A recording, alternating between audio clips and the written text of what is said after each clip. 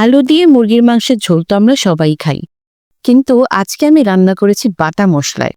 বাটা মশলা বলতে গেলে যেমন আমি শুধুমাত্র আস্ত গরম মশলা ছাড়া বাকি সবকিছুই কিন্তু এখানে বাটা ব্যবহার করেছি, এমনকি মরিচ গুঁড়াটাও।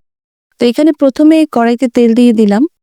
তেল দেওয়ার পরে এখানে পেঁয়াজটা ভালো করে একটু লাল করে ভেজে এর মধ্যে আমি 3 টুকরা এলাচি, 3 টুকরা লং আর 3 টুকরা দারচিনি, তেজপাতা, আদা রসুন বাটা, জিরা বাটা, তারপরে দিলাম লাল মরিচ বাটা। এই মরিচ বাটা দেওয়াতেই তরকারির স্বাদ এবং কালার দুইটাই কিন্তু অনেক চেঞ্জ হয়ে গিয়েছে, যেটা খেতে অনেক বেশি মজা হয়েছিল। তো তারপরে দিয়ে দিলাম হলুদ গুঁড়ো 2 চা চামচ, দিয়ে ভালোভাবে মশলাটা বেশ কিছু সময় নিয়ে কষিয়েছি। এরপরে দিয়ে দিলাম টমেটো। টমেটো দিলে কিন্তু মুরগির টেস্টটা আরো ভালো আসে। অনেকে হয়তো টমেটো ইউজ করেন না, আমার ভীষণ ভালো লাগে। টমেটো দিয়ে কষানোর পরে আলু এবং মুরগির মাংসটা দিয়ে দিলাম। এটা রান্না করেছিলাম কারণ আজকে ভাতের চাল দিয়ে লেটকা খিচুড়ি হয়েছিল।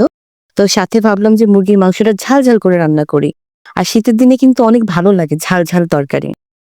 তো এখানে মুরগির মাংসের সাথে আমি কষিয়ে তারপরে গরম পানি দিয়ে দিলাম। গরম পানি দিয়ে এটা একটু বেশ কিছুক্ষণ কষিয়ে বাস তৈরি হয়ে গেল এই মজার তরকারিটা।